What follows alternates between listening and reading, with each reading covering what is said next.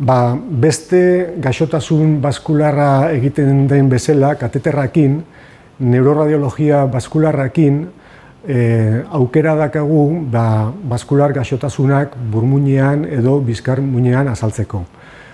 Hau egiten dugu sastada txiki batekin, bai zutondoan edo besoan eginda, hortik kateter txiki bat pasatzen dugu, hodi baskularratik giatzen dugu X izpiaren irudiakin, eta ailegatzen geanean kalte dagoen tokira, egiten dugu bai diagnostikoa edo tratamentua beste kateter txiki batzuk sartzen edo beste tresnak sartzen kateter horregatik.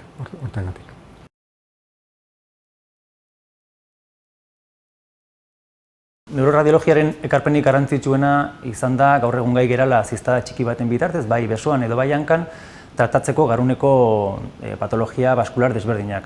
Orain dela gutxi arte, hauek tratatzeko aukera bakarra zen kirurgia ireki bat egitea, eta orain lortzen dugu gai gara hau egiteko tratamendu endobaskularri bitartez. Honekin lortu dugu hilkortasuna gutxitzea, prozedimentu hauen komplikazioa gutxitzea eta hospitalizazioko egonaldia ere laburtzea.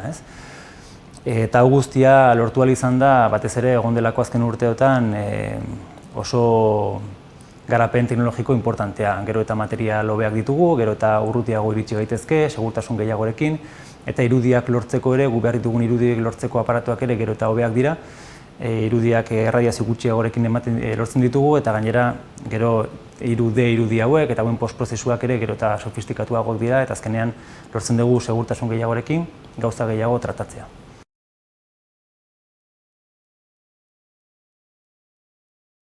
Bi talde handi banatu ditzakegu, paziente dugu gaixotasun hauetan. Alde batetikan daude hemorragia, garuneko hemorragia bat eragin dezaketen gaixotasunak, batez ere aneurismak eta nola ez baita malformazio edo fistulak.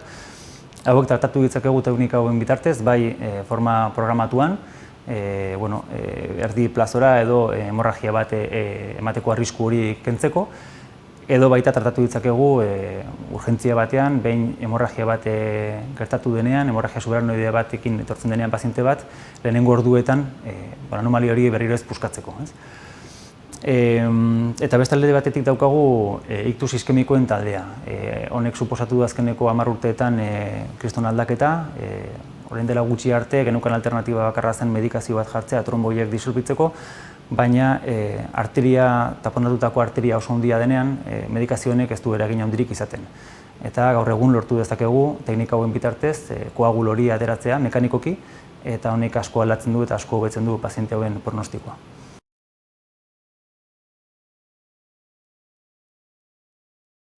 Teknika hauek oro har egiten dituzten mediku erradiologoek garuneko patologia baskularrean adituak direnek, bai diagnostiko aldetik eta baita terapia aldetik. Normalean lantalde handi bat inguratuta egoten gara, bai interbentzionismoan adituak diren erizain eta auxiliarrekin batera. Eta paziente hauek artatzeko prozesu guzti horretan zehar, hainbat profesionalek eta hainbat zerbitzuk parte hartzen dute, beraiekin elkarlanean gaude beti, larrialdietatik hasita, baita ere gure lankideak diren larrialdietan adituak diren erradiologoekin batera, diagnostikoan gehien bat, eta baita gero prozesu guztian zehar neurologoekin, neurozirujauekin, zainkenta intentsibotako unitatearekin ere bai, eta salan egunerokotasunean beti anestesistekin gaude elkarlanean.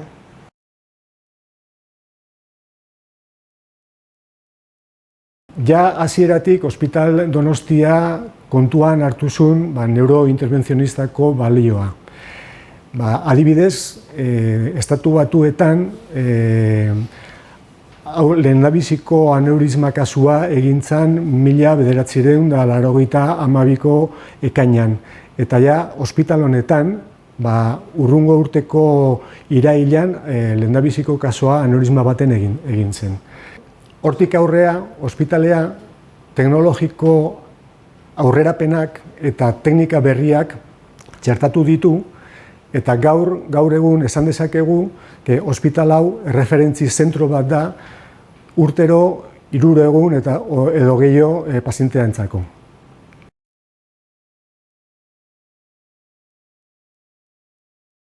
neurointervencionistan galdetu gabe aurreratzen doa.